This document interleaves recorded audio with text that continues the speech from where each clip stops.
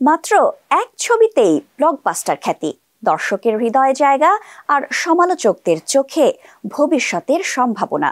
বলছি বলিউড অভিনেত্রী অনিত পাড্ডার কথা, যিনি অভিষেকের পরেই দ্বিতীয় সিনেমা ন্যায় এ নেমেছেন এক সাহসী তরুণীর চরিত্রে আর ন্যায় বিচারের লড়াইকে নিজের কণ্ঠে তুলতে। অভিনয় প্রথম ধাপেই এমন বোল্ড সিদ্ধান্ত তাকে বলিউডের আগামী প্রজন্মের মধ্যে আলাদা মুখ করে তুলেছে। সাইয়ারা ছবির মাধ্যমে ঝড় তুলে মাত্র ২২ বছর বয়সেই দর্শকের মন জয় করেছেন অনিত পাড্ডা।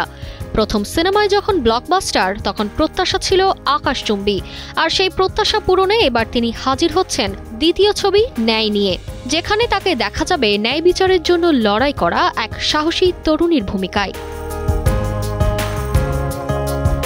ছবিটিতে অনিতের সঙ্গে আছেন প্রতিভাবান অভিনেতা অভিনেত্রী ফাতিমা সানা শেখ ও অর্জুন মাথুর। পরিচালনায় রয়েছেন নিত্য মেহরা, যিনি এর আগে বারবার দেখো ও মেড ইন হেভেনের মতো আলোচিত কাজ উপহার দিয়েছেন।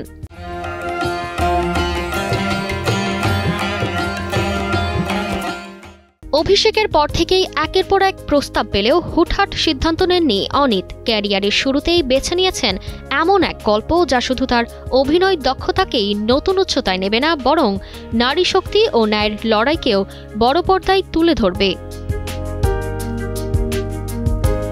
বলিউড সমালোচকদের ভাষায় অনিতের এই বেছে নেওয়ার সাহস প্রমাণ করছে তিনি শুধু গ্ল্যামারের জন্য নন, বরং অভিনয়ের গভীরতাকেই সামনে আনতে এসেছেন। তারতিবা ফারুহি, কালের কণ্ঠ।